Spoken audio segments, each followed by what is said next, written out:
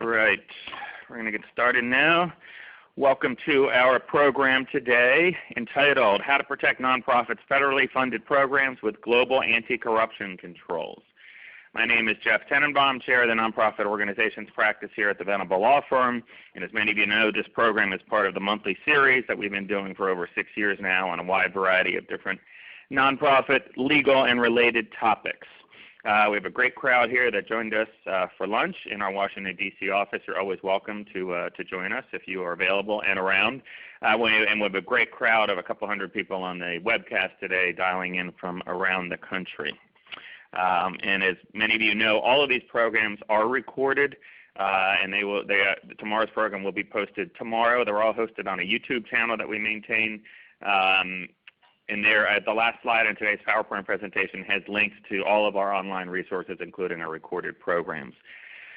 Tomorrow, each of you will receive an email that contains a link to the recording of today's program, along with a PowerPoint presentation and the related handout materials. Feel free to share that with colleagues and others who might benefit from it. Those of you in the room have a printed handout booklet that has a copy of the PowerPoint slides, full speaker bios, and I'm not going to do their bios justice today, so please do look at their bios if you're interested in learning more about any of our terrific speakers today, and there's also some related handout materials. Also, as many of you know, because you're on our list, we do a monthly newsletter, and we have for several years now on federal grant and contract issues for nonprofit organizations. Those handout materials in today's booklet are the last 3 issues of that newsletter. And those of you on the webinar received in the confirmation email a link to the PowerPoint slides. Our scheduled upcoming programs. Well, first off, for those of you who are in the trade and professional association community, not as many in this program, these programs are eligible for continuing Certified Association Executive Continuing Education credit. Our upcoming programs. Next month, October 13th, our program is entitled How Your Nonprofit Can Operate a Legally Sound Certification or Accreditation Program. On November 10th, our program is entitled Federal and State Regulators and Watchdog Groups Are Bearing Down on Charities and Their Professional Fundraisers, How to Prepare for the Regulatory Storm. I'm sure our speakers can take some tips and insights from Laura for that program. And finally, on December 12th, our program is entitled Top 10 Risks Facing Nonprofits Operating Internationally, and that program is co-sponsored by Venable and BDO. There are some similarities between that program and this one, but that is not going to focus on federal funding or government funding. It's going to focus on other international regulatory issues. In terms of questions, because we have a lot of material that we want to cover, and we especially want to make sure that we fully are able to pick the brain of our guest speaker, Laura Rousseau from USAID, Inspector General's office here today. We're going to ask you to hold questions till the end of each of our speakers' remarks, but we will build in and have plenty of time for your questions. Those of you in the room, pose your questions by raising your hand, and please wait for the microphone to come to you so everyone on the webinar can hear the question. For those of you on the webinar, pose your questions to me using the chat feature of the webcast software, and I will pose those to our speakers. In terms of our speakers, we are very pleased to have back here again Laura Rousseau, who since the last time she joined us for one of these programs has been promoted and has a terrific new job. She's Assistant Special Agent in charge of Africa, Europe, and Latin America with the USAID Office of Inspector General Investigations Office. Laura was a terrific panelist last time she came here, very sharp, very insightful, very frank, and everyone really benefited from her comments, and we all enjoyed the discussion, and I expect no less today. You can see her full bio in the handout materials. To Laura's right is Carrie McMullen. I keep calling her by her maiden name, Carrie Kroll, but Carrie Kroll McMullen is counsel in our firm's international trade practice. Carrie works extensively and has for many years with our nonprofit clients. And in fact, I think since you were a first-year associate, she's worked with hundreds of our nonprofit clients in connection with their international activities and is a real expert in the area, and you're really going to benefit from her remarks here today. And last but not least, to Carrie's right is Diz Lacaria. Diz is a partner in our firm's government grants and contracts practice and also works very extensively, along with his colleague is here, Melanie Topman, with hundreds of our, or dozens if not hundreds of our nonprofit clients in connection with government grant and contract issues. And I'm really pleased to have this great panel here today. And one more comment, I should have said this at the outset. Today's program is co-sponsored with Inside NGO. Inside NGO, if those of you are not aware, and maybe Marie, you can tell them a little bit about it, is an absolutely terrific organization and a great partner of ours.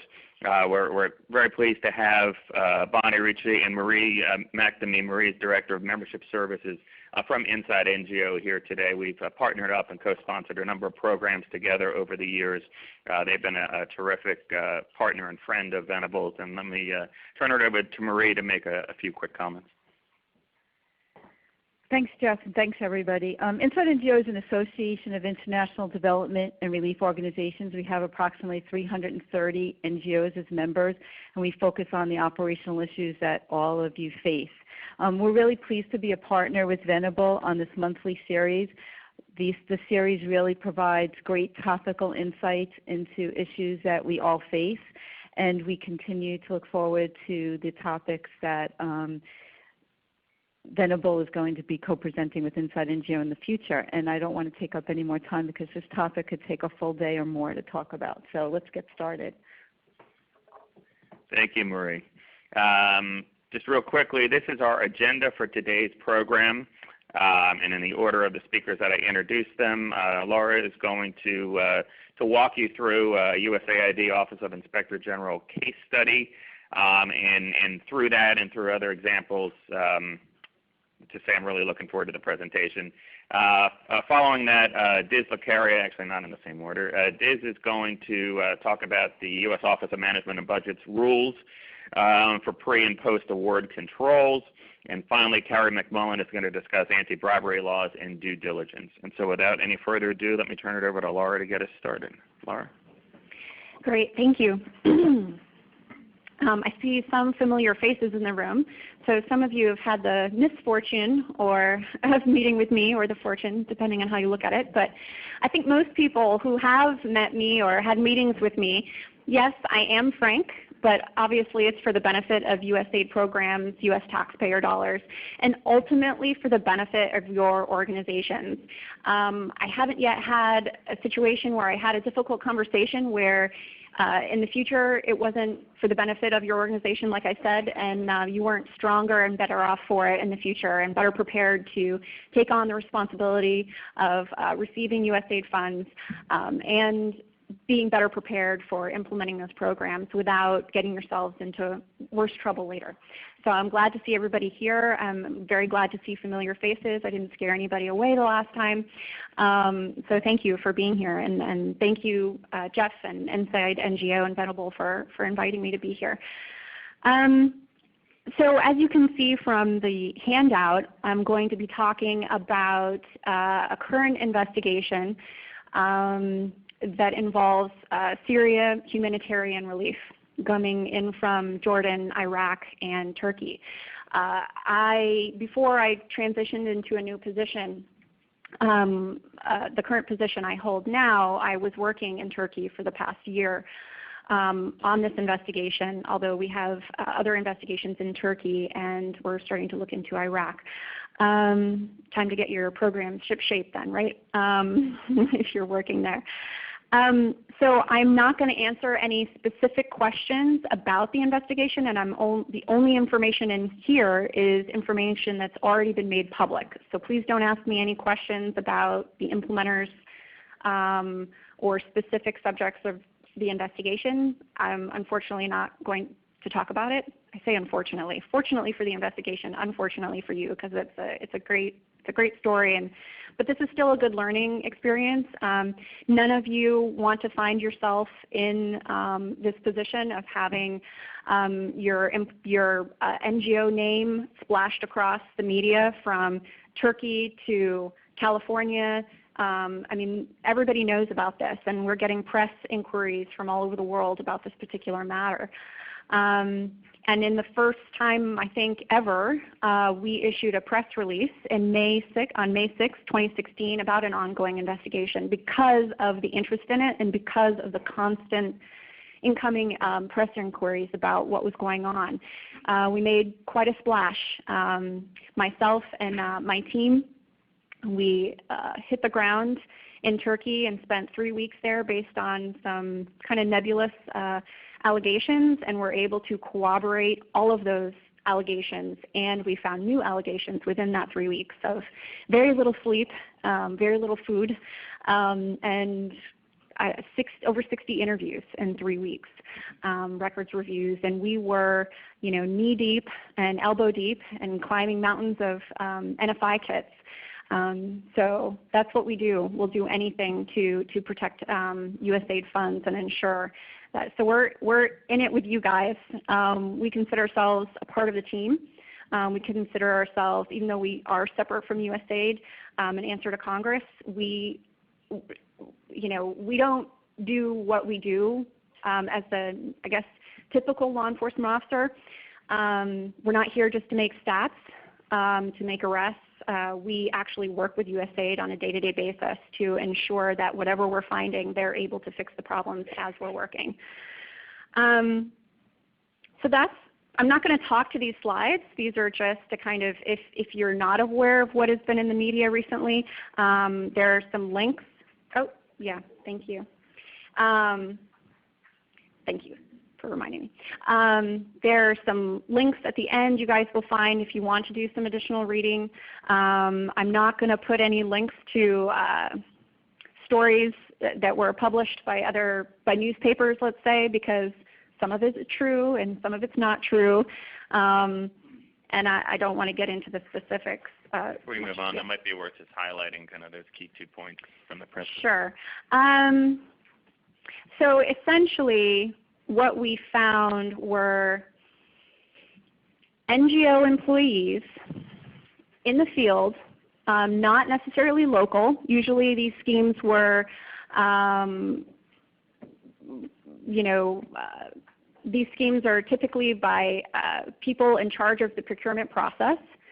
We had people taking advantage of the procurement process by manipulating procurements, either directing them to certain vendors that were providing NFI kits or services, it didn't matter, and asking for bribes or kickbacks in return for steering those awards. And a lot of this was made possible by NGO decisions at the headquarters level to allow waivers. Now, learning tip here. Well, let's say, there's a lot more work being done in like emergency response. So you think about like an earthquake or a tsunami or a war breaks out, a famine breaks out, and you need to get people supplies and services immediately. The problem is these things are going on longer than anticipated. So what we thought was going to be immediate, quick response in Syria has now gone on years. However, none of the NGOs have accounted for that. They were still doing waivers to bypass their procurement policies. And the only reason USAID went to these NGOs was because of their strong reputations, the expectation that they had strong policies and procedures in place and oversight of their procurements. But that was just not the case. So that's something to be aware of. What are your waiver policies, and should you do it? Because it could get you in trouble later. You want to just give a couple examples, like by the kits and what sort of supplies, materials are we usually talking about that are being procured by the U.S. entity? I mean, it could be anything from winter kits to food. It could be anything. But my point here is not that, it's just supplies or I want everybody to understand here that this is a case example, and this is a big case example that's been in the public eye, and it's something that we're dealing with, so that's why I bring it up. But we're seeing this worldwide in any type of humanitarian aid program. So we're seeing products, buying less than quality goods from sanctioned countries, and just little to no oversight of the procurement process, but also oversight and inspection of what they're actually receiving from the vendors and sending into, whether it's Ethiopia, South Sudan, or Syria. I could go on and on with examples. So lesson learned, you need to have people in place, and you need to rotate your staff so that there's less likelihood of fraud, bribery, corruption, paying people off to accept goods that are not of quality. I don't want to get too far into the weeds, but essentially that's what we're seeing, product substitution or no goods at all. But essentially the way that these vendors and the implementer staff are able to make money off of this is by either inflating the award and not publicly announcing these bid tenders. So the procurement staff will get a waiver, they can sole source, or they can use a very narrow list of pre-approved vendors. But those vendors are all actually one company, and the implementer employees know this. And in some cases they don't know, but they're not doing site visits, so they're not verifying whether or not these entities exist, and they're not verifying that they have that these companies are not, for example, I'm trying not to use an example that's real, like a carpet company in a back alley in Istanbul is not going to be able to ship hundreds of thousands of coats to Syria. They're not in the business of doing that. But the implementers never do the research to see that they actually exist and they're an entity that can actually fulfill that kind of award. So there are many clues. They also don't look at who are the points of contact for the different awards. They're all the same. The phone numbers are the same. The websites are the same. All the clues were there, and people either weren't doing the due diligence, or they were doing the due diligence, as you'll see in some slides coming up, but just sweeping it under the rug. And that's essentially what's gotten implementers in quite a bit of trouble. Laura, just to help set the stage, in addition to that, can you give any other examples, not specifics, but generally ways that monies how they were making money off of these schemes, both sometimes employees or contractors, right, maybe of the NGO as well as other folks on the ground? So they're inflating the bid proposals, and there's bid rigging. So obviously they can inflate the prices because they're all the companies and the implementer staff are in cahoots with, okay, inflate the price, let's say 30%, and the lowest bid will still be 30% more than it should be because they're not doing any market analysis, and the NGOs are not ensuring that their staff are doing any market analysis. They make money that way. They also make money off of shorting what's getting sent over. So for example, you could have a box full of food, and the salt is less expensive, let's say, than the lentils. So you make the bag of salt heavier, and you make the bag of lentils smaller, and therefore if you have hundreds of thousands of boxes of food, even if it's pennies, you're making pennies in savings, you're making a huge amount of profit. And nobody, because of the lack of quality control and inspection, is weighing the boxes, but they're not opening the boxes and seeing, first of all, are there really lentils in there? But second of all, is it the right quantity and quality?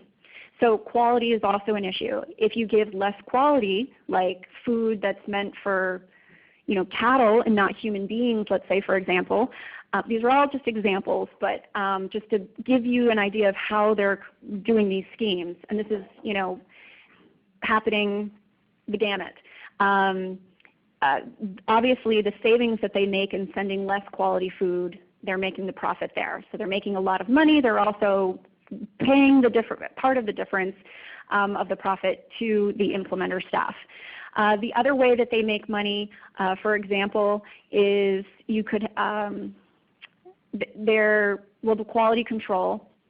But for example, you might have a kit with, you're supposed to have, this is another quality thing, but you're supposed to have coats for winter, but maybe they're just sweatshirts. Maybe you're supposed to have winter socks, but they're just summer socks.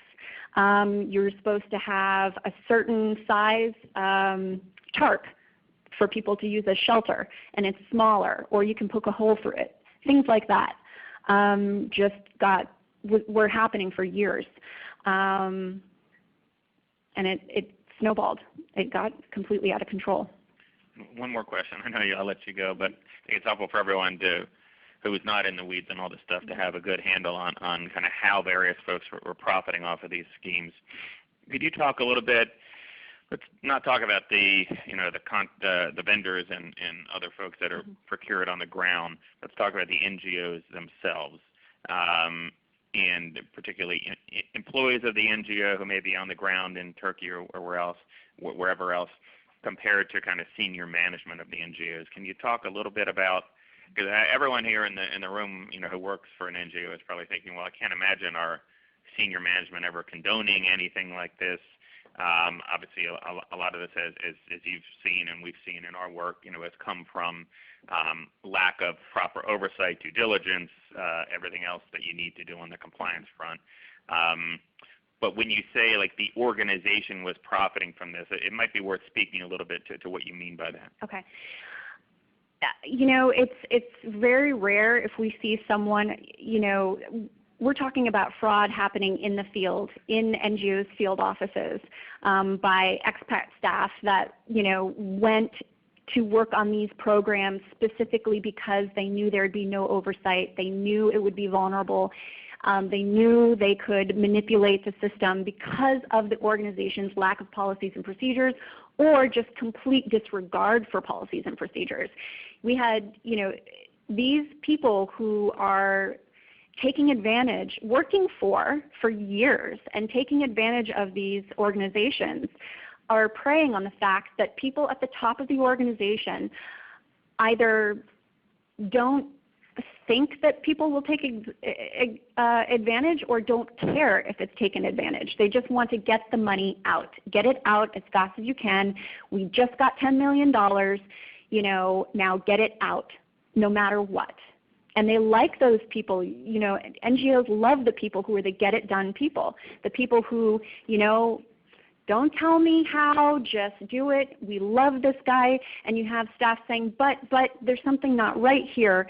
This person got in trouble at this office or at this NGO, and now he's here.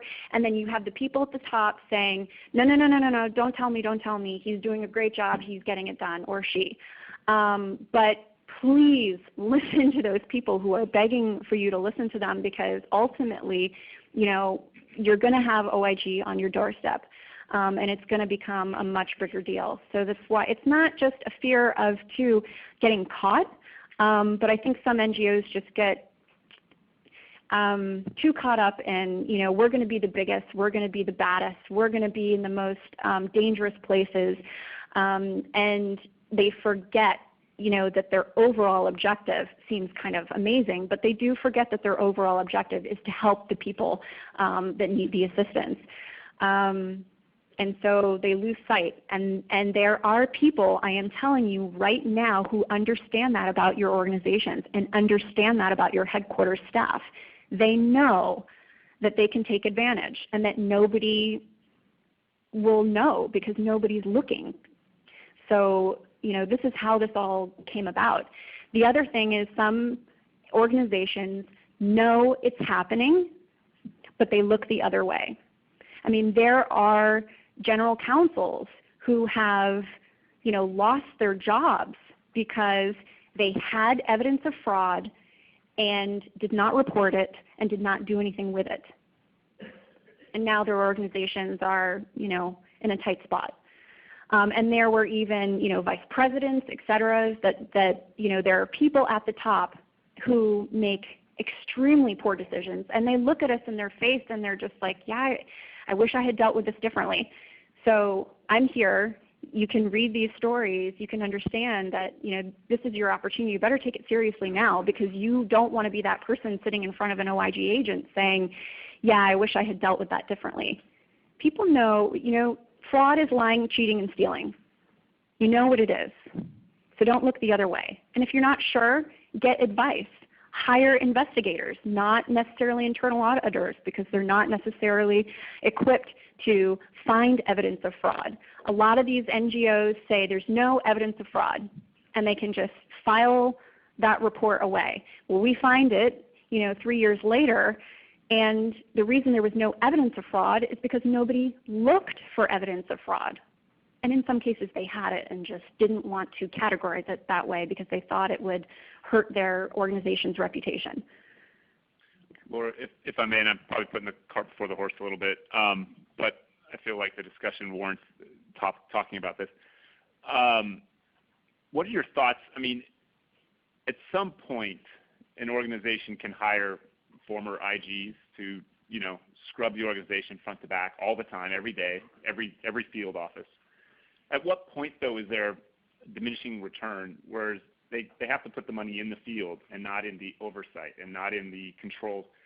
Trust me, I advocate for controls all the time, but there has to be a practical limitation. Mm-hmm. And maybe it'd be helpful to kind of describe some of those, what you view the practical limitations of those controls. I think that's a great point. And I think that you can save yourself time and money by reporting things early and often to the OIG. And that can save you that headache of even needing to, trying to make that decision. What we do with organizations that come to us early and often is we'll say, okay, great, this is an allegation that perhaps we don't have the bandwidth right now to investigate ourselves. But we will work with that NGO and say, all right, come to us with a plan. How do you intend to get to the bottom of this? And you can send us your investigative plans or your audits or whatever or reviews or whatever you plan to do. And we will read them and we will say, this looks like a good plan. Or you know what, you're really not prepared to do this. You can do what you want. We can't tell you what to do, but you may want to consider these options. If it's something like this situation that I'm talking about, where we're talking about tens of millions of dollars over a number of years, and you need to get to the bottom of it now because there's obviously some systemic serious problems within your organization that this was allowed to happen. That's the time to really kick it into high gear.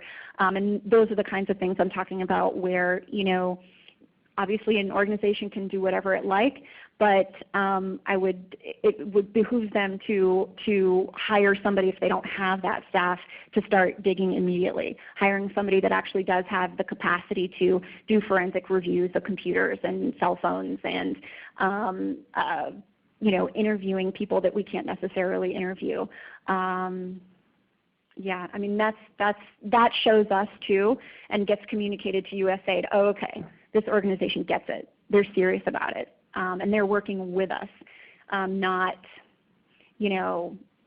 dragging their feet. And that leads to, USAID's compliance office, wondering, do we have an organization that actually gets how serious this is and the position that they're in, and that this was allowed to happen.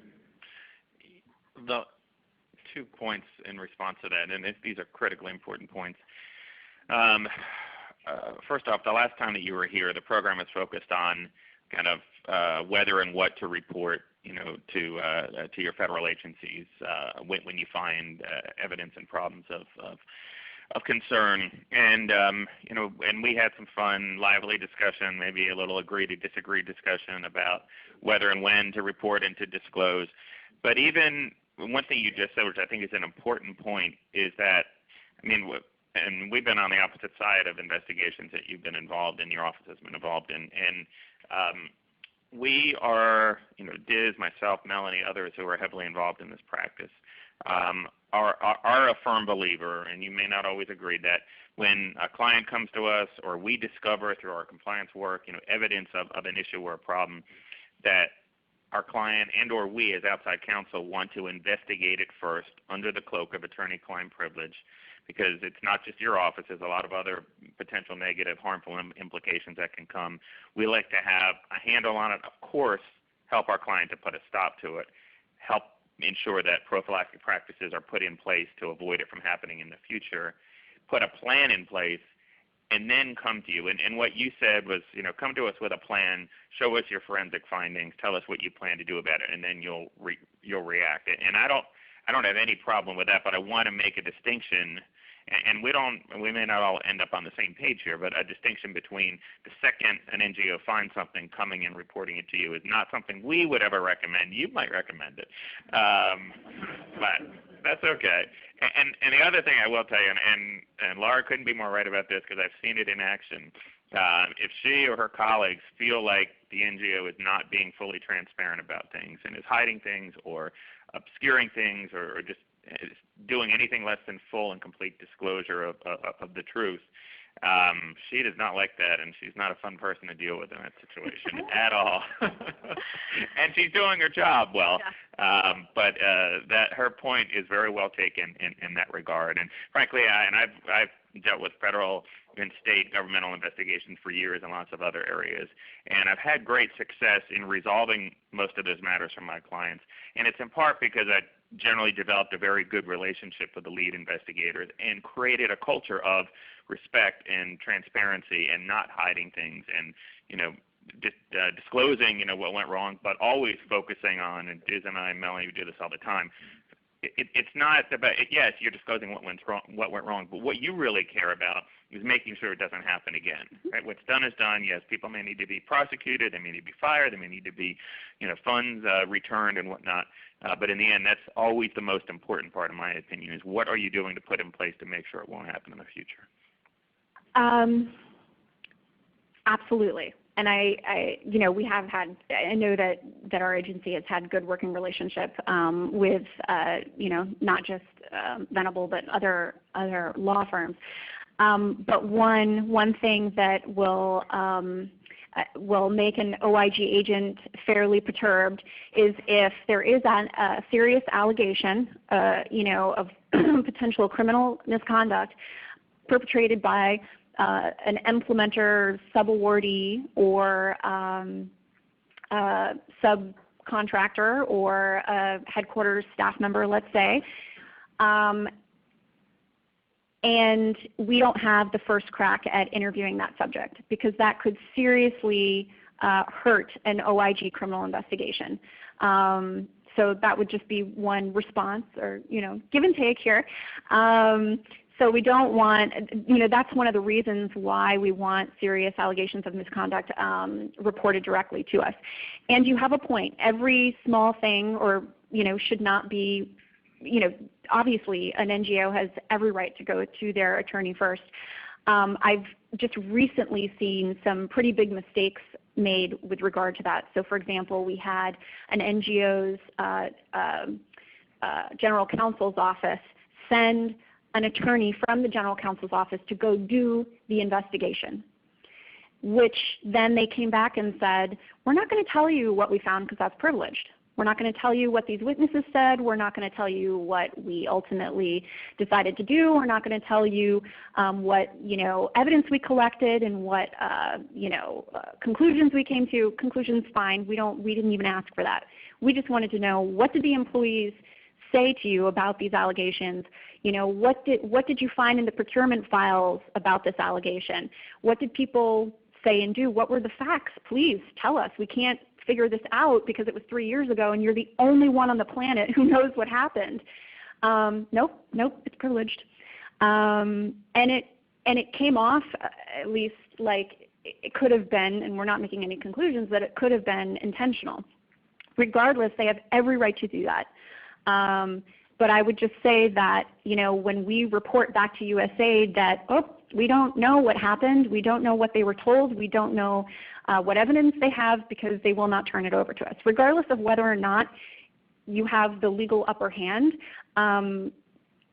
it ties our hands behind our back. And if we don't know what happened, then we can't tell USAID that we're confident we understand what happened and we are confident that this entity dealt with the problems and solved the problem, or got rid of the bad guys, but we knew nothing. So just keep that in mind. I know it's an extreme, but it can happen. And the only other thing, I think you made a point, but I can't remember. It was while you think about it, The only place I might disagree with you is that and we do a lot of both internal, we do a lot of internal investigations as well as interfacing with the federal agency. And with the internal investigation, if we're doing our investigation and there are some key people, we as outside counsel generally do recommend and do end up interviewing those people first before you do.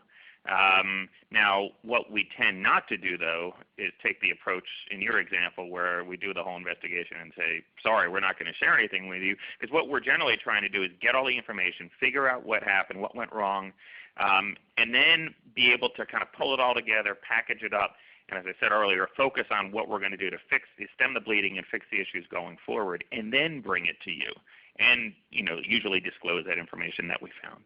Absolutely. And that. Oh, I just wanted to add, I think if there's any takeaway from all of this, it's pragmatism, in that I think the IG has to be pragmatic about what it can expect its NGOs to do, but it's also attorneys need to be pragmatic about what we can expect to withhold. I mean, she's trying to do her job. It doesn't do our clients any good to completely stonewall their partner.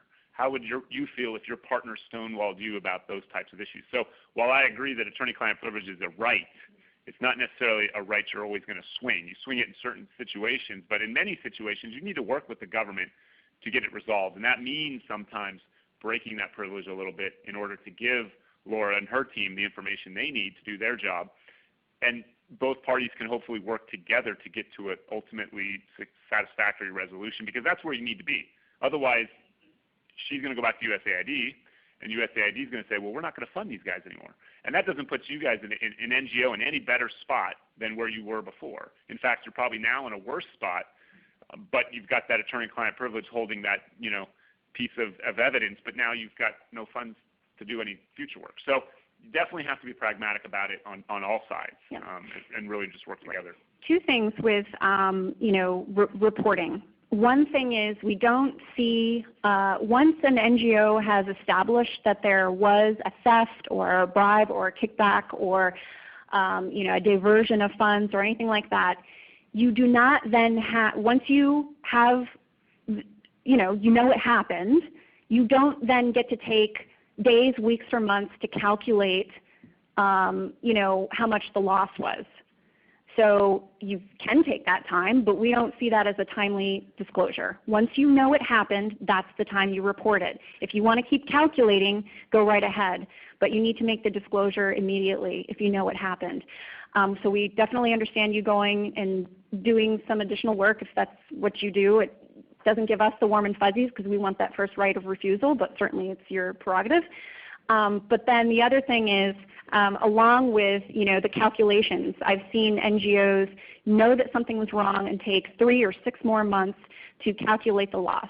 No, that's not how it works. Once you know it's happened, then you can come to us. If you want to continue to do calculations, that's fine, but we need to make sure it's done in line with not jeopardizing our potential investigation.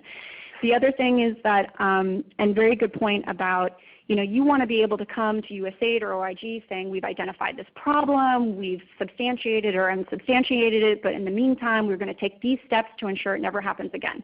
Again, once you know it happened, you don't get weeks, months, years to try and put together a game plan for how you're going to ensure it never happens again.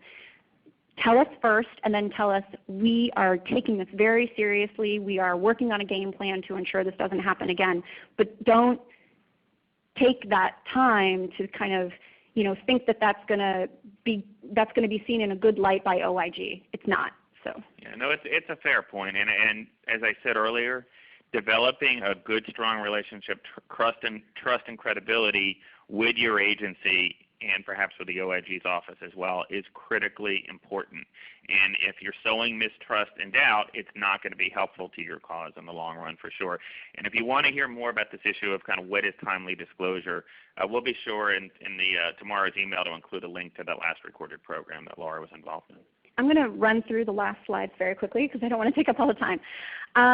This was a statement by our new Inspector General, Ann Calvo-Barr, during her testimony to the Senate Foreign Relations Committee, I believe. just a very big point is that the program suspensions as a result of this investigation led to $305 million being in programming funds being suspended, and now 239 are still suspended. And many suspensions, debarments. And this is as of July 14. There have been more. Again, the emergency waivers, please keep an eye on those. Let's see. All of this stuff is good stuff. You can. The links are in here so you can get more detail. I talk about quality control being an issue. And again, the implementers did not pursue allegations, did not notify USAID or OIG of internal investigations into allegations of bid rigging. I had attorneys look at me blankly when I said, do you understand what bid rigging is? So if you don't know, I'm happy to explain it in detail on the side once we're done. Inflated billing, conflicts of interest was huge. I mean, we had relatives of vendors awarding multi-million-dollar contracts to their relatives. Conflicts of interest, other fraud. They also had evidence that corroborated the fraud allegations, including subject matter expert statements, emails, and company profile information, but concluded there was no evidence of fraud. And here we are. Providing aid in war-ravaged regions, we could be talking about any sort of emergency relief, frequently calls for flexible contracting, but this is what got everybody in trouble. Award and hiring practices to expedite the delivery of goods and services to most vulnerable populations. However, as our investigations demonstrate, flexibility cannot eclipse rigor. Lax internal controls, monitoring, and oversight put taxpayer dollars at risk, and in the case of Syria, have delayed the delivery of millions of dollars of assistance to those in need.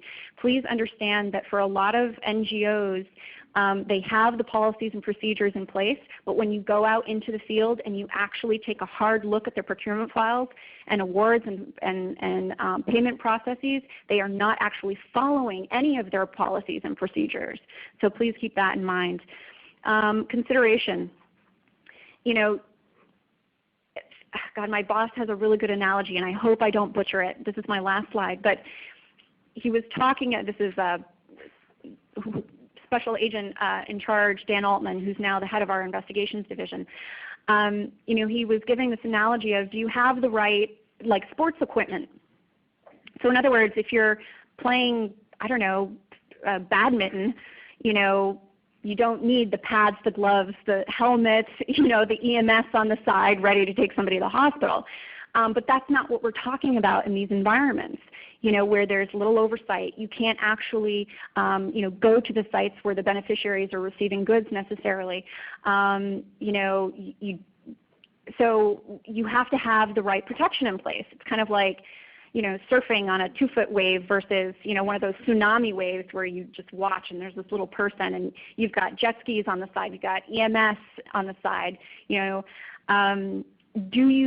are you willing to take the risk when you take these funds? Do you have the capability, the capacity, and are you willing to take that risk? You know, think about what it could mean for your organization to, if you're not used to having, you know, $50 million a year in one field office, you know, do you want to take the risk? So many implementers are not asking themselves that question. They're too afraid to say no. Well, the money's going to come. USAID's got the money. Congress is giving it to them.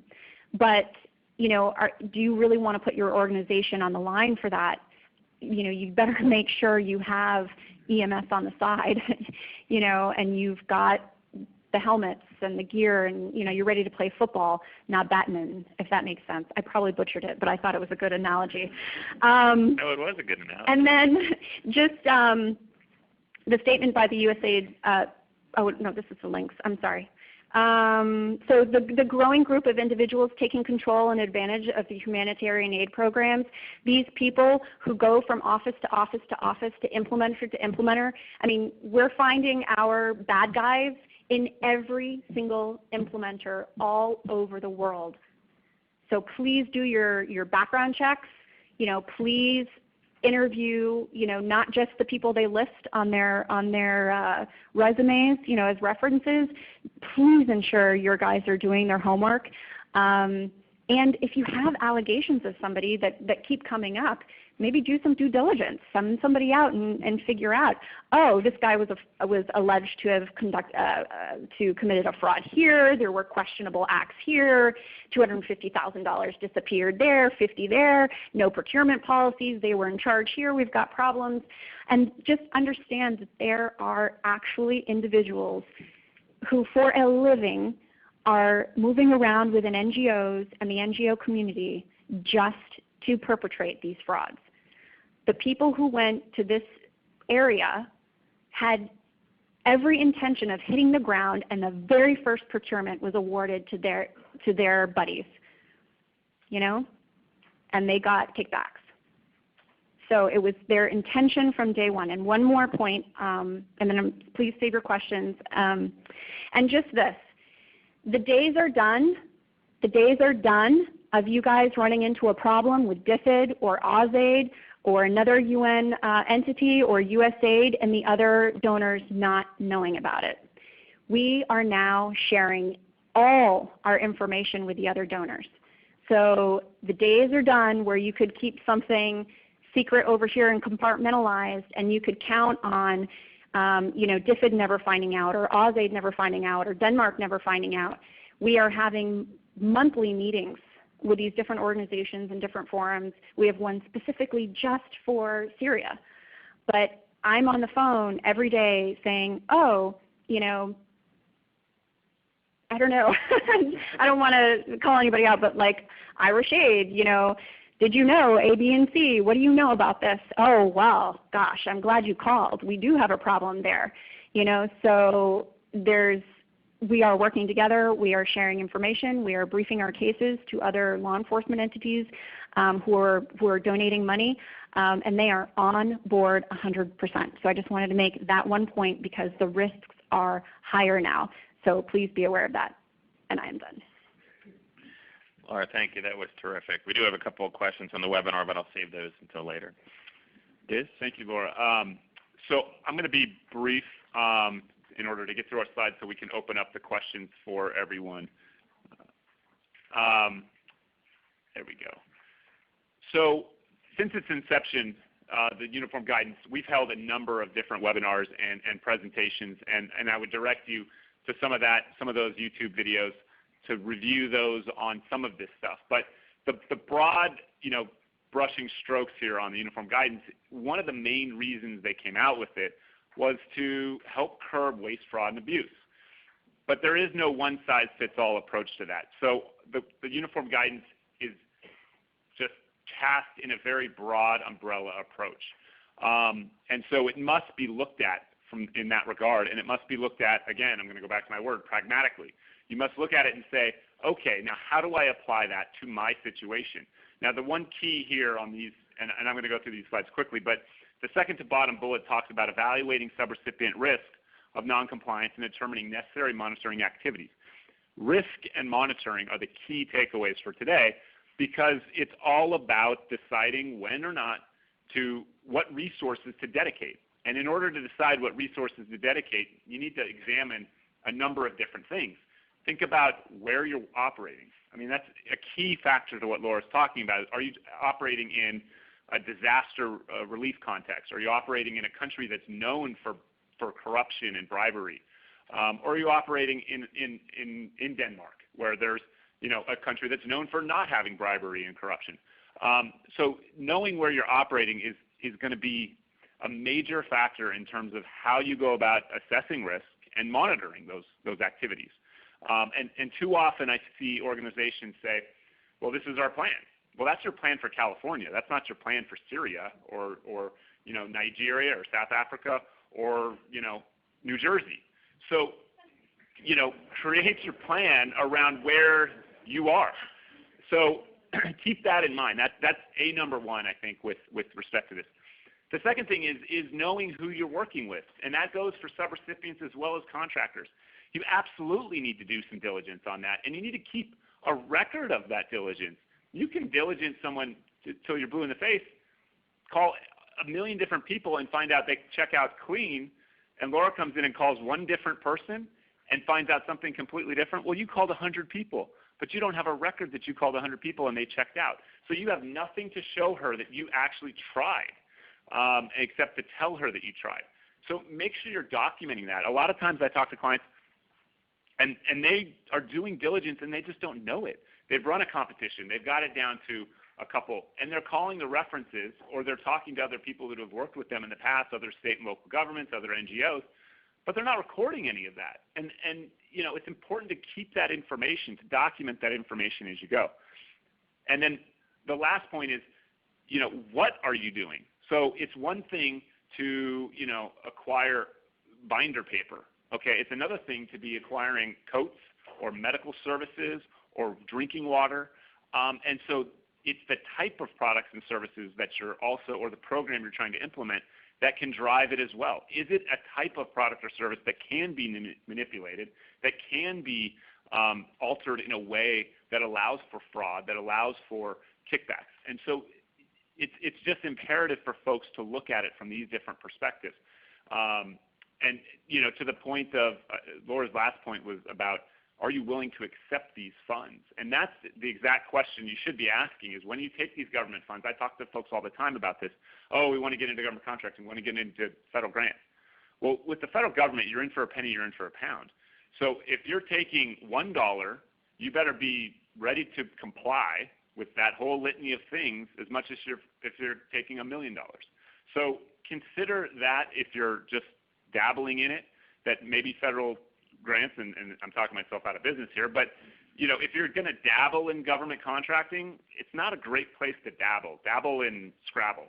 So you know, keep those types of things in mind as you go through. I'm gonna pass on to Carrie, because I do want to get to, I think there's probably a lot of questions and a lot of good discussion, but I wanted to make those few points. There's a lot of slides here, and like I said, please look at our other presentations for more information, especially on procurement and the rules around procurement, around competition, the need for competition. There absolutely is opportunities for sole sourcing, but they have to be done, again, pragmatically. If you have an immediate need, we see this in Hurricane Katrina and Hurricane Sandy here in the U.S., immediate need to get resources to the site. But now it's dragged on for a year and a half. Well, now you have no excuse not to compete.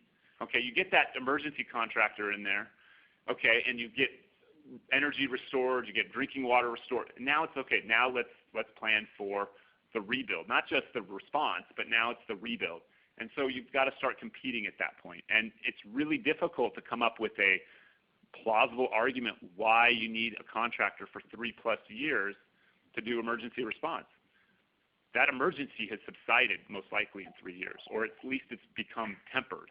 And now that's just the way of life. If it's a war, that's part of the way of life in that region. So you need to start running the competition and start doing those things, because it's just not going to be a viable excuse to say that you sole source for multiple years on end without even exploring other options. So keep all of that in mind. It's all about, in my mind, just trying to be pragmatic and reasonable in your approaches, and then documenting. So let me turn it over to Carrie, and then we'll open it up for discussion. Thank you, Des. I'm going to try and advance these slides. There we go. Okay. So you're probably all wondering why I'm here.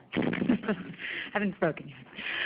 So I am the representative of all of the other issues that you may run into when you're accepting these awards and doing this work abroad. And the issues that were discussed in the case study here today are resonated with several of the due diligence and regulatory issues that our international trade group here at the firm deals with day in, day out. And as Jeff said in the beginning, I've been working with his clients for 9 years here because at the end of the day, despite your missions and your purposes and your tax-exempt status, you're treated the same under many of these U.S. government regulations as any for-profit company. And that's not always totally clear. And oftentimes, you know, as Laura was saying, in certain cases you're thinking, I need to get the money out. I need to get the goods procured. And you're not thinking through not only the OMB requirements, but also, and the grant recipient requirements, but also the other regulatory requirements that are very real and exist for all types of nonprofit and for-profit companies. So my presentation was really focused on anti-bribery issues, but I would say that as more of an umbrella comment, it's about knowing your customer. And when you apply that know your customer due diligence, and as Diz pointed out, documenting those know your customer efforts, you'll find that regulatory compliance with not just the anti-bribery laws of both the United States, that's called the Foreign Corrupt Practices Act, but also the U.S. economic sanction laws, which often come into play here. I won't go into great detail about these. There are also U.S. export controls. All of these are U.S. laws and regulations that affect the way you do business when you are exporting goods or services from the United States or transacting business with foreign persons around the world. And a very big point that I think is throughout this case example and all of the risk-reward discussions we have with our clients are, who are you working with outside the country? Who are your agents? Who are your consultants? Who are your vendors? And taking steps to understand who those persons are and documenting those steps is not only hugely beneficial in the types of work that's specific to the receipt of grants, but also understanding that you're not working with someone who's on a terrorist list maintained by the United States or maintained by the United Nations or any of the other countries that you're working with. So backing up a bit, just so that I do touch on these slides, because the case example did involve issues of bribery. I would first just note that as I said, the U.S. and foreign, or I'll call them local, anti-corruption, anti-bribery laws are applicable to nonprofits just like for-profits. A long time ago, when the Foreign Corrupt Practices Act was initially enacted, which was really in the aftermath of Watergate, the United States was the only player out there. We were the only ones saying you can't bribe foreign government officials. And a lot of entities around the world said, well, that's just not fair. It's not a level playing field because everybody else is. So now I'm the only ones with my hands tied. But that's really not the case anymore. And we see that in a couple different ways. First, the OECD Anti-Bribery Convention now has over 40 members. And several countries like Brazil and China, who aren't members, are observing states and have enacted local anti-bribery legislation. And so you're talking about at the international level making this a priority, because there is very good data that everyone knows about that says corruption is bad for your economy. And so national governments around the world are looking at ways to fight this. In addition, you have other countries like the United Kingdom who have enacted extremely broad anti-bribery legislation that is, in fact, broader than the Foreign Corrupt Practices Act. The Foreign Corrupt Practices Act focuses, and we'll talk a little bit more in detail about that, on bribery of foreign government officials, which has been interpreted broadly, but is nonetheless focused on foreign government officials. The UK Bribery Act and some other legislation, like China's, believe it or not, allows for or prohibits not only public bribery, we'll call it, but also private bribery. And so, broad reach, heavy hand. And if you even have a phone and a desk in the UK, we've seen the Serious Fraud Office, the SFO there, look to you as potentially within the scope of the UK Bribery Act. In addition, like Laura's last point actually, these countries are talking to each other. Part of what we've seen lately as one of the trends is a U.S. investigation might turn into a U.S.-UK investigation, or a French investigation might turn into a French, believe it or not, Turkish investigation. And so the governments are talking to each other. Nobody wants to be the only one standing there without their cookie. Many of these legislations have the opportunity for disgorgement of profits, et cetera. So there's a bottom line, maybe, maybe not, but this is an international effort these days.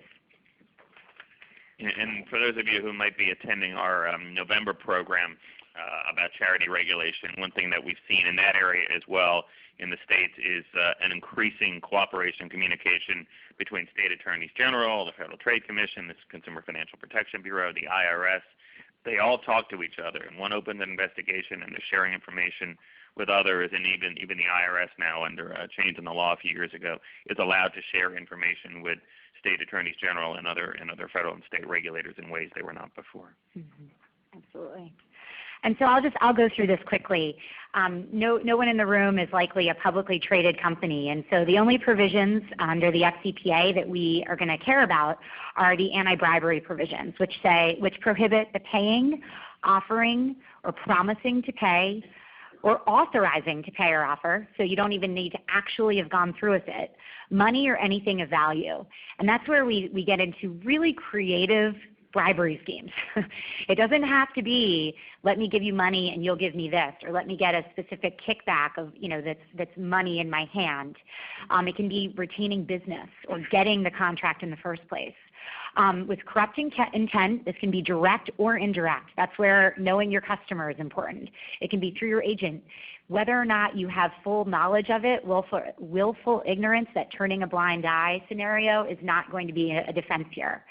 To a foreign government official or political party official for the purpose of influencing an official act or decision, causing the failure to perform something as well as the affirmative to do something, to secure any improper business advantage or obtain or retain business.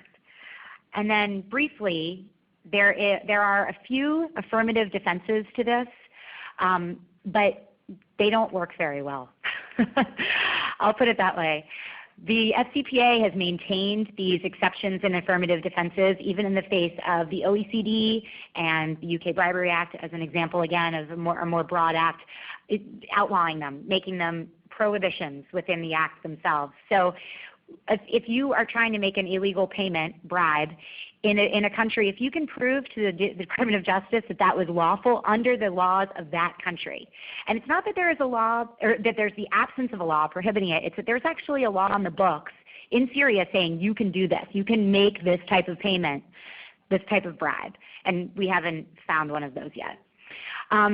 One exception or affirmative defense that could legitimately be part of your operating, but should be very specifically laid out in any policies and should be vetted internally by counsel or managers with decision-making authority is the next one, which is the reasonable and bona fide business expenditure. And that's a great example, and this is a for-profit example, but let's say I have a factory and I'm getting it up and running in a country. I'm bringing a government official in to take a look at that factory. So I might pay the baseline, not the first class plane ticket for he or she to visit the factory. They take a look at the factory, we have lunch, they stay over in a hotel for the evening, and they go back to the capital. Those expenditures are not violating the FCPA. And so putting that in the context of maybe looking at your operations, coming to a dinner to meet the implementers on the ground, keeping well-documented records of the money spent and the purpose of the visit is the first and foremost line of defense there. If that's something that it comes across your desk and is something, a decision has to be made on a visit like that. Finally, the facilitation payment, and this is something that probably your field officers, if not yourselves in whatever position that you hold, has encountered one way or another. And this is a small or ministerial payment, and the purpose of the payment has to be a ministerial action, not a decision. And a great example of this is you're paying to expedite the processing of your passport, not to get your passport or visa approved. That decision-making power still rests with the government official, but that the decision, the review, will be done in 2 days instead of a month. That's a ministerial payment where there's no overriding decision being made as a result of your payment. These are really tough to quantify and to defend yourself with. And again, the OECD has said facilitation payments are not our thing. UK Bribery Act outlaws them. So I would just caution, we've had huge reviews, internal and external, with clients over facilitation payments, and we know that they are a way of life in many countries in which you're operating, less developed countries, countries where there's conflict. But I would just say take caution. Carrie, one quick question for you. Sure. You want to speak for a second to the extent that this applies not only to employees of the NGO, but to its contractors, subcontractors, other agents, etc. Absolutely, and that's really. Let's see. I think I always go too far. Absolutely. So to Jeff's question, and this is a little bit on the know your customer. It's also know your partner discussion that we'll have in just a minute. But any act or lack thereof on behalf of the work that your NGO is doing, your organization is doing in country, that is on behalf of the NGO, by anyone, can be imputed back under the Foreign Corrupt Practices Act. That's really important, and it's often the way that our clients find themselves in the crosshairs of either an informal or formal investigation. And so making sure that you do conduct due diligence on your agents, consultants, partners, vendors, so that you understand that whether they have a good reputation in the country, whether they have a mailing address, whether what they're saying they can do is in line with their business experience, and whether if you are engaged with them on a commission basis, those payments are reasonable. All of those things should lead you one way or another with respect to continuing to do business with that person or that entity. And to the extent that they do take action that may be considered a violation of the Foreign Corrupt Practices Act or U.S. economic sanctions, which we'll touch on briefly, that can be imputed back to the organization. And so it just adds another layer of complexity, but also an opportunity for due diligence and upfront action. And so as everybody has made the point today, pragmatism is very important. The level of FCPA risk and risk of issues with regard to U.S. economic sanctions, I would add, as well, really varies with where your operations are. We always look at the four big ones. Where the geography, where is this happening? What's going on there? Why are you there? We often find that in conflict issues or emergency response, like an earthquake, et cetera, there's just pay me and I'll get it through, or I need to get it through. We saw this a lot in Haiti, and these people are dying. I'll give you whatever you need to get it through. Industries. We have an example that is just unbelievable in the medical world where this particular company was going around and what they were donating, this goes back to the anything of value point, is no money, but they were providing medical devices to hospitals in China. And the hospitals in China are largely state-owned, so doctors in those hospitals were considered foreign government officials by DOJ. So the donation of those medical devices in order to win contracts with those hospitals was seen as a bribe under the Foreign Corrupt Practices Act. And so there's no exempt industry really. Agriculture, food, medicine, textiles in conflict areas in less developed countries, these are hot buttons. And wouldn't necessarily come across that way in the United States, but they are, and we need to take care. And so these are some of the activities.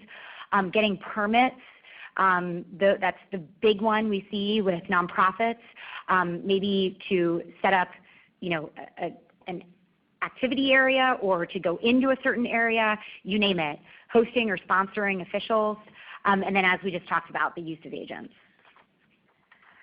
And so this next slide, I think, is really just something that we all can speak to and have been speaking to. The only specific point I think that I can make is, to the point of the economic sanctions, the big countries where we, the United States, not Venable, maintains the strictest and most comprehensive economic sanctions are typically the countries where you may be doing business under the USAID awards and grants.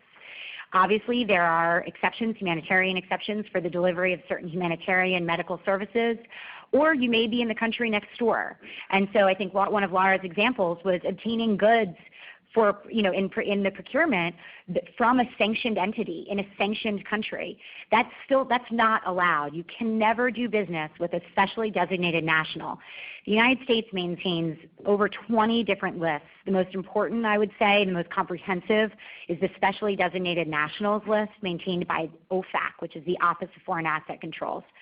But there's a great resource, and we can add it into the resources that are circulated tomorrow, called the Consolidated Screening List.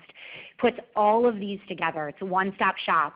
Under the U.S. Export Control Reform, the government finally did this. It updates it regularly. Check your vendors against this. Check the people you're working with against this list. Don't get down the road and realize you've been doing business with someone considered a terrorist by the United States.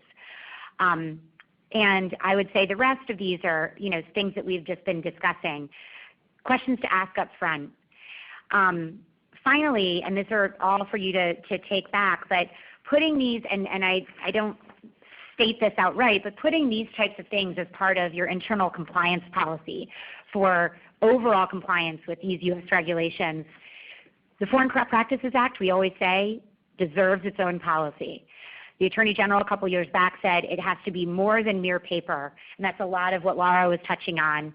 It might be on your shelf back here in D.C., but over in the field, nobody even knows about it. It needs to be disseminated. It needs to, need training. Even a basic level of awareness that this is a thing is surprisingly not done enough and surprisingly important, or maybe not so surprisingly important, very important. And the rest of these due diligence checklists are can be incorporated into the review that you do going into accepting these funds and doing work in these areas of the world. And Carrie's comment about training to kind of make your FCPA policy, and frankly any other related policies relating to anything that Carrie talked about, anything that Diz or Laura talked about, whether they're policies and requirements stemming from U.S. federal law, foreign law, or from the OMB's uniform guidance or otherwise. It's really important to kind of make these living, breathing documents. You need to be sure that not just your legal staff and your finance staff and your COO and your your compliance officer and your key folks understand this stuff. And they may be beautifully written policies that you spent some good money with Venable to have draft or update or revise, but they really need to be living, breathing documents with the people who are on the ground implementing these things, and they need to understand what they mean. You need to have real training that uses real-life examples and to make sure people really understand this, and you need to do it on a regular basis because, like Laura said too, ideally you want to have regular rotation of folks too. It helps to minimize on corruption and fraud and abuse and whatnot. And so it's expensive. It's a pain in the neck. No one likes to do it. As Diz said earlier, we hear in the constant refrain from our clients that they want to spend more and more of their money on getting the relief to the field or otherwise carrying out their core types of mission and purpose and not spending it on admin and compliance and legal and whatnot. But there's really no substitute for it. And doing that in the right way with all of the right people on a regular basis is critically important. And I would just add to that it's not to make your people out in the field experts or your people here experts. Creating a base level of awareness with an understanding that these are the requirements is the goal, with a very clear set of contacts within your organization where if a question arises, we always say, if a red flag arises, stop, don't do anything more, and ask a question. And that's really, that's what we always say when we're talking with clients about, well, this is very complex, this is, this legal, arcane law. They don't have to become an expert on the law, but understanding the real life implications of the law is really the goal. Okay, now it's about 10 minutes left, time for your questions. While you're gathering your thoughts here in the room, raise your hand when you have a question. We do have one from the webinar. Questioner says, USAID OIG scrutiny was never that thorough in the past. What has triggered this thorough review? And why? The questioner has no opinion whatsoever, of course. And why guidelines were not shared with international NGOs like they were recently shared. And he cites the fraud prevention handbook that was put out this year, basically saying why weren't guidelines like this shared in the past. And Laura, you don't have to defend your agency for years, but if you could give insights as to what has changed. I know from our perspective, a lot of our clients in the international NGO community certainly feel the change, certainly feel more scrutiny, but I would love to hear your thoughts. Wow, this is so timely. Before I walked out the door, out of the office, our Deputy Assistant Inspector General said, wow, you know, back 6 years or so, we would have, you know, OIG had maybe one big case. And she just looked at me like, no, no, I'm serious, one big case. You know, it was just a different time. The last 6 or more years, we had new management. We had really hungry leadership come in the door, and we had, you know, Pakistan happened and Afghanistan happened. We got funds to provide rigorous oversight there and in Iraq, and it just kind of changed the culture of our organization, and we just had incredible leadership come in and kind of get the bigger picture. We weren't just going to do time and attendance fraud, let's say, or, you know, kind of, you know, rubber stamp things and, you know, work cases for years and not have them go anywhere. We, you know, and that's a testament to, you know, my colleague here, Chris Assad was hired, and myself, you know, and I had, you know, years of experience with DOJ, OIG, working grant fraud cases. It was a huge, I mean, this is probably more than you wanted to know, but, you know, there was a huge recruitment, and we're recruiting now. And as far as, you know, not putting something out there like the fraud handbook or something like that, you know, we've been really busy working cases and working with NGOs and helping strengthen them. When we can't work with them, you know, they cease to exist, you know, kind of like AED. But I would say the majority of NGOs that we work with, we get them where they need to be. So we've been very busy, and we have a different strategy. We don't work cases for 3 years and then, you know, suddenly it's in the newspaper if there's a prosecution, or, you know, we refer it back to USAID as, hey, we arrested this guy 3 years ago on this program that was 10 years old. You know, those days are gone. We are, you know, the minute we get corroboration in the field that something bad is happening, we are on the phone with mission directors. We are on the phone with OFTA. You know, it might go all the way up the chain to, you know, the administrator. So we're working hand in hand. We're sharing information daily. So I think that fraud handbook is just kind of the direction that we're going in. We're not just catching things at the end. We're trying to work with the community and with the people that actually implement the programs to help them understand the vulnerabilities, to get them to start taking this seriously. And we're also working very closely with USAID political appointees and you know, the people who are making the big decisions. We're actually providing training to them about, you know, where are the vulnerabilities, where do they kind of get themselves in sticky situations. And I've been picking on NGOs, you know, for this presentation, but just so you know, USAID's on the hook too. You know, we are going back to them and saying, wow, you really missed the boat on this one. Where were you when A, B, C, D happened? Were you thinking about, you know, the vulnerabilities of implementing a program like this? And so we're, you know, it's not just you guys. We're unlike, I tell you, unlike any other OIG, I think, in the community, because, you know, we're not just catching the bad guys. We actually believe that we are part of the equation. We're a partner, and that's where the shift came, and it really just came from a change in leadership. Thank you. We have a question over here in a second. We have seen that, and that is in stark contrast. Like DOJ has also been much more active in recent years in FCPA enforcement, but I don't think most people view them in that same partner type way. No offense to DOJ, but it's a different agency and it's a different mission. Don't be fooled. But so that increased enforcement has been great, and you have been personally great, as has Dan. I know Dan Altman, in going out there and giving presentations like this. I mean, you've done 2 with us in the last year, I think. I think at the last one you even said that you go around to particular NGOs and do like training for their staff and things like that. And that is the kind of guidance, preemptive guidance that the questioner was talking about. Of course, to the extent that you can put out even more in terms of written guidance, that's always appreciated. We always, as practitioners, appreciate that from any agencies, and it's hard to get, in part because people just don't have the time to do it. You're just going to be hearing a lot more from us in the future, a lot more, you know, perhaps videos, webinars. You know, I could see in the next 3 years at least, once we bring on the people we need to do the job we want to do, you know, sharing our fraud awareness briefings worldwide. you know, making it a requisite that, you know, your sub-awardees, maybe even your vendors. I mean, there's no limits to where we can go. We're working on it. We're growing, like I said, and you're just going to be hearing a lot more from us, so that, you know, we're going to get to the point where we're, you know, there's always going to be fraud. Okay, there are always people out there taking advantage. However, you know, we can catch it early and often.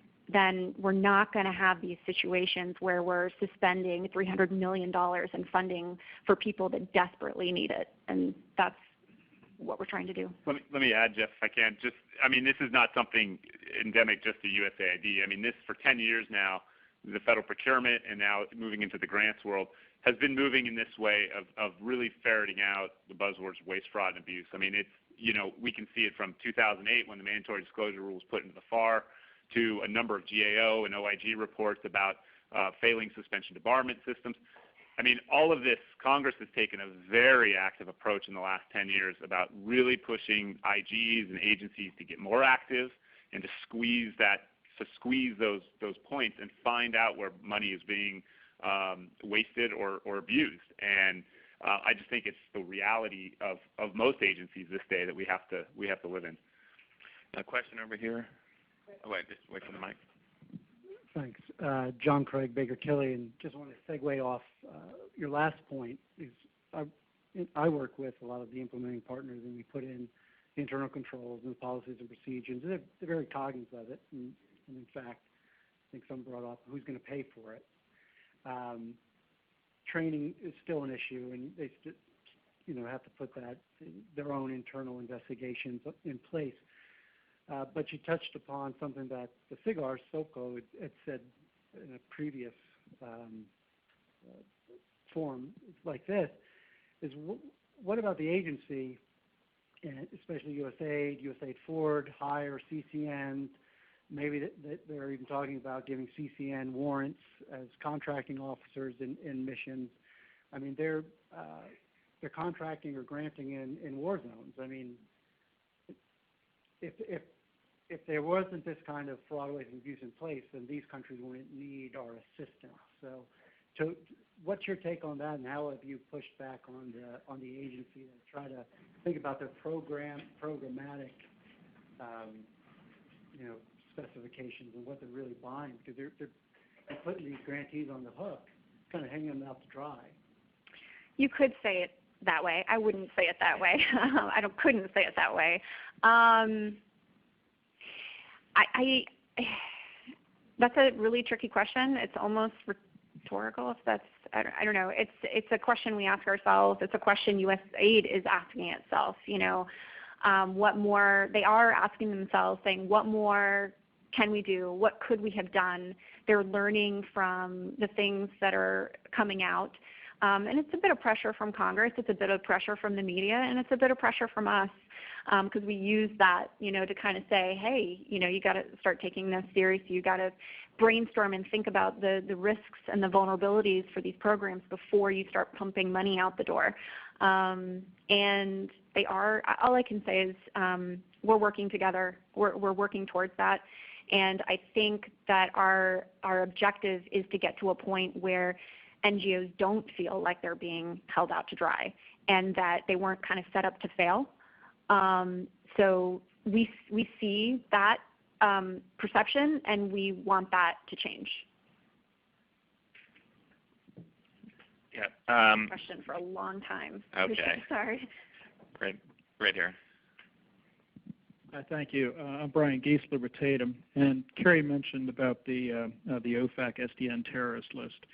And does USAID or the OIG have a similar list of foreign nationals who might not rise to the level of terrorists to be included on OFAC's list, but that you have found through various investigations to be bad guys, using your term?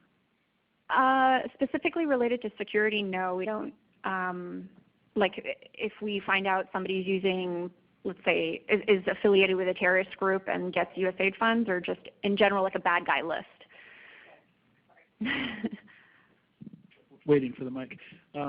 No, what I was referring to was you had mentioned earlier about know who you're doing business with. Yes. And especially when you're moving into a conflict area or a disaster area, you might not have done work there before. You want to get the aid there quickly. You don't know all the players locally on the ground. Do you guys have a list, or are you thinking about producing a list similar to what OFAC does of those people that you guys go, no? Yeah, we can't do that because that's why we have sam.gov. That's why we refer people for suspension and debarment, and we would be putting our implementers in a very tight spot if we said, well, I can't tell you why, but I mean, it's all. You can always call us and say, I mean, we're in a situation now in Turkey where implementers are calling us and saying, you know, do you have any information on this vendor, for example? And we'll say, well, they're currently under investigation. They are not technically, suspended or debarred, but that's kind of your indication that you should really do your due diligence, that you need to take a very hard look at, their work or their past work or the procurement process, or, be very cognizant of, what are you getting from them and keeping a tight eye. Or you could choose not to use them, but we're not going to tell you who not to choose. And we don't have a list like that. We would love to, because there are plenty of people that we know are bad, but don't necessarily meet, because the compliance office is the office that decides who gets suspended and debarred. That's a U.S. agency official. They make the call. And there are a lot of people that we know are bad, but don't meet the priority list necessarily of what the compliance office can handle, or they're worried too about getting sued, putting them on a list that are the fight, and so I would just say that no, we don't. We wish we did, but that's just not going to happen because legally, I don't think it's permissible. Nice segue into a final question from the webinar. And Carrie, you recall, it's a somewhat related issue, though it's different. Some presentations that I've seen you give or done with you, you put up on the slide like a hot zone map of certain countries that are rated as more ripe for fraud and corruption, particularly under anti-bribery, anti-corruption issues. And there's a questioner that says, obviously fraud can occur in any country or context, but curious if you can provide a short list of the countries where fraud is most often detected.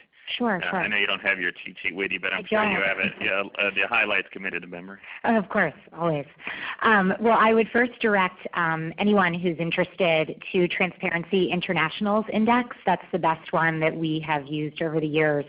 The redder the country, the more ripe they are for corruption and bribery by OECD standards, and so that's a great resource. And our U.S. state of New Jersey shows up on the list. It does. There's just this one little anyone from New Jersey. Regularly, Nigeria is number 1, 2, or 3. Most recently, I'd say and I wouldn't say surprising, but as an area sort of outside of that least developed area in Africa, the former Soviet Union states are very high up on the Transparency International corruption list. Additionally, you see large growing economies like Brazil still placing pretty high up on the list because there's so much money there, and the culture and the sociocultural parts of the government haven't quite caught up. Then additionally, the countries surrounding Nigeria typically we see, and I think otherwise that's all I've committed to memory. That's perfect. All right. Laura has one more comment she wants to make, and then we're going to wrap up. Yeah, and actually just talking about different countries and the government officials and things like that just reminded me of one point related to the waivers, because that really is getting many NGOs in a bit of a bind. It's not just the security concerns that cause, or the expediency of needing to get goods and services to beneficiaries that it's the argument for using waivers around using the competition for procurements.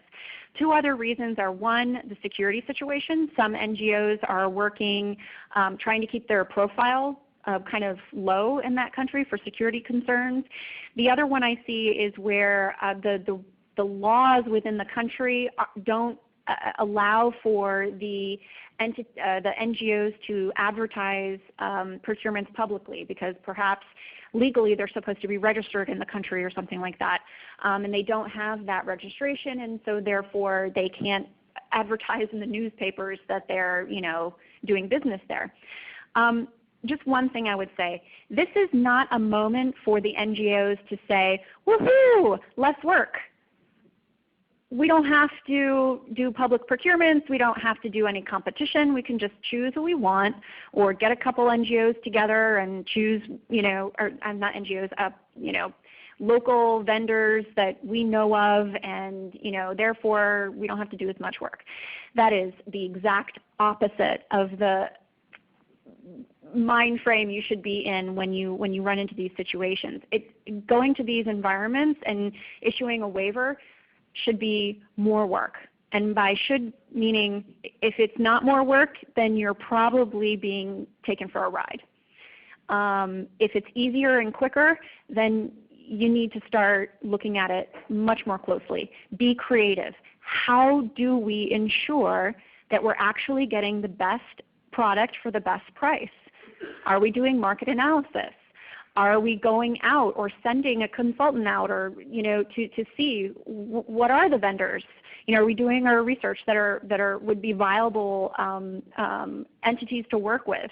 Are we doing due diligence? Are we doing site visits? Are we, you know, ensuring that there's somebody from headquarters or a roving logistician or something like that that's coming in and looking and taking a hard look at, you know, those procurements and whether or not they look fishy. If there's actual, you know, legitimate reason for, one, the waiver, and two, you know, that everything's been done correctly and there are legitimate reasons for choosing the vendor that they picked. So I would just say that these kind of situations where a waiver is, you know, needed doesn't mean less work. It means more diligence and keeping a closer eye on what's going. So it could mean more work, but it hasn't in the past from what our OIG agents are seeing. Let me add really quickly, because one of the things she didn't mention, and I absolutely agree, a waiver is you have to justify the waiver, and you have to do a cost analysis to show that the pricing that you're getting from that vendor is fair and reasonable, which is far more difficult than doing a price analysis which is based on competition. So that means a cost analysis, you're going out to that vendor and you're scrutinizing what their profit margin is. They're not going to want to give you that, but you got to go get it. And if they want the contract on this expedited or this urgent basis, then you have to get that from them. And if you don't, then your organization's at risk in order to make their life easier. That's the way I counsel my clients. Say, look, I know they don't want to give it, but you're then shifting the burden of risk to your organization because they don't feel like giving you some piece of information. No, put it on them. They're the one that's going to get the contract. They can provide you the data. And really that's the only thing that's going to protect the organization. So it absolutely is much more difficult than in many cases than doing a competition. That is an excellent point. And then just one other thing about market analysis is that even when you do have the competition, you could still be, the vendors could still be working together to inflate the price. So even though you're basing it on the lowest price, you still could be getting taken for a ride. And in some cases when we were out in Turkey, we would go to the vendor and they would allow us to read their emails. Don't ask. They just would. Don't know why. And we would see them emailing multiple bids to the NGO employee's personal email account or their work email account. They were pretty brazen in some instances, you know, with 3 bids from 3 different companies that they actually owned. So again, just make sure your procurement staff understand the different types of schemes that could be happening. And again, if somebody comes in from New York or DC or New Jersey and goes to Nigeria and says, oh, this is competitive, it must be good. Well, you know, it takes a little bit of a critical eye to look, to just scrape a little bit. And one test, one person going out to these offices and just taking 5 more minutes. I mean, we looked at one procurement and we knew in that moment it was a corrupt procurement. I mean, so it just, but you have to have somebody go out there who understands what the possible schemes are. That's my last point. Well, as they say in the show Hamilton, everything's legal in Jersey. Well, on that note, I want to thank Inside NGO for being such a terrific co-sponsor and partner. Thanks to Marie and Bonnie, and to Tom Dente, their CEO. And thanks especially to our panelists, to Laura, Carrie, and Diz. Terrific job. Thanks for sticking around a little bit late, and we hope to see you back next month. Thank you.